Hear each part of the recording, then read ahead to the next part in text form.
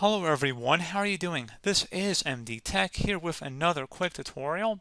In today's tutorial, I'm going to show you guys how to go ahead and enable driver signature enforcement if it has been disabled on your computer. So this should hopefully be a pretty straightforward process, guys, and we're going to go ahead and jump straight into it. So all you have to do is just open up the search button, the little magnifying glass, and type in CMD. Best result should come back with command prompt. Go ahead and right click on that and select run as administrator. If you receive a user account control prompt, go ahead and select yes. And now into this elevated command line window, I'm going to have a command in the description of my video. I want you guys to copy it.